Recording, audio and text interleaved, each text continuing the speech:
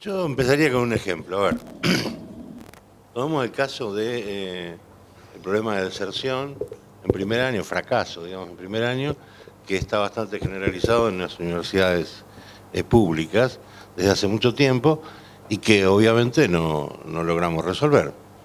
Entonces uno piensa, obviamente el modelo heredado de la reforma, es decir, que está en la Ley de Educación Superior, en la Constitución, de alguna manera, con la autonomía así taxativa y política que está planteada ahí, no logra que las universidades públicas consideren ese problema con la gravedad que tiene.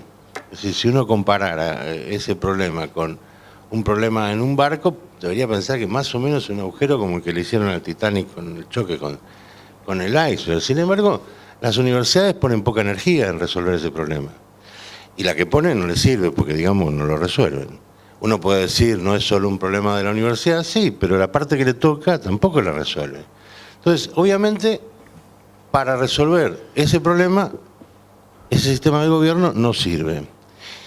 No pongo el caso de las privadas, porque frente a ese tema, una universidad privada que pierde el 50% de los alumnos de primer año en un año, cambia de rector, digamos, de un día para el otro, porque no pueden sobrevivir mucho tiempo más. Es decir, ahí el problema ese estaría encarado. En la pública no pasa. ¿Por qué? Y probablemente hay una respuesta muy fácil. No hay nadie preocupado por los que no están adentro de la universidad, en el gobierno de la universidad. Lo que decía Bacaro recién, es decir, el gobierno de la universidad está a cargo de los que están adentro, no de los que desertaron, o de los parientes de los que desertaron, o de los que tienen una preocupación porque los que desertaron votan. Es decir, no, este es un punto. Entonces, no hay nada mágico. En realidad, las cosas suceden porque las armamos para que sucedan. Es decir, mientras nosotros estudiamos la universidad, las universidades se gobiernan y van cambiando y buscan maneras de hacer cosas diferentes dentro de los márgenes de la ley, del margen de adentro y del margen de afuera. Y de hecho hay muchas universidades argentinas públicas que si uno escarba un cachito, el modelo de la reforma, digamos, lo encuentra más o menos modificado, es decir, con un estilo personal o muy particular.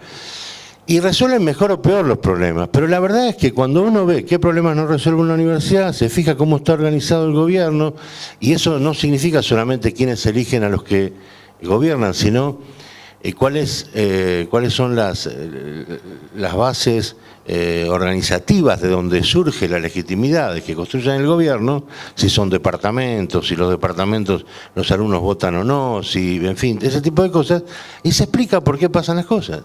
Es decir, porque hay algunos modelos que favorecen determinadas decisiones y otros modelos que favorecen otras, e impiden algunas otras. Entonces, a mí me parece que lo que decía recién Bacaro, me siento muy identificado con un punto. La legitimidad que tienen los gobiernos no está aceptada dentro de la cultura reformista. La legitimidad que los gobiernos tienen para tomar decisiones.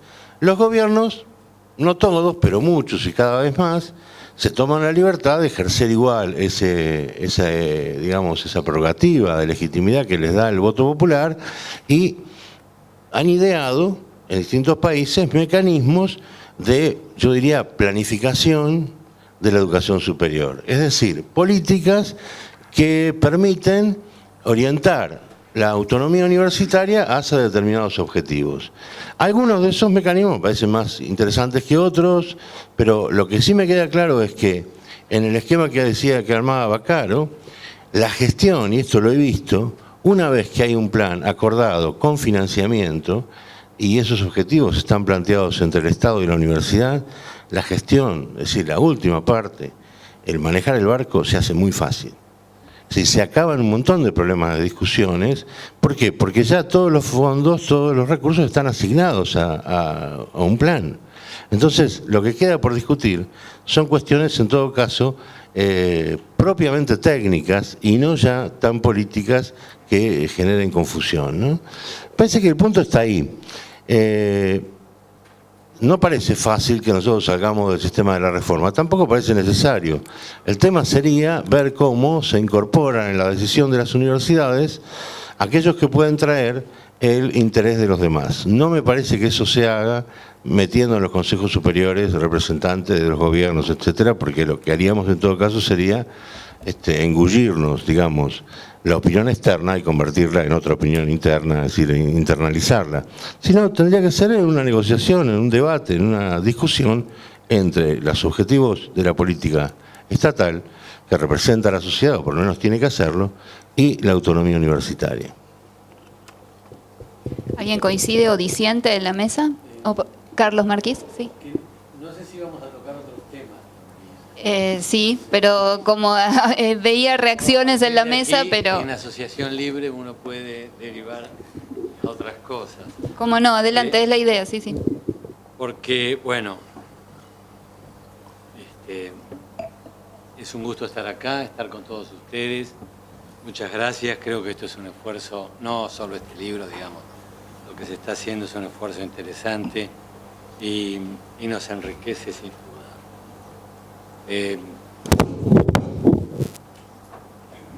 Sí.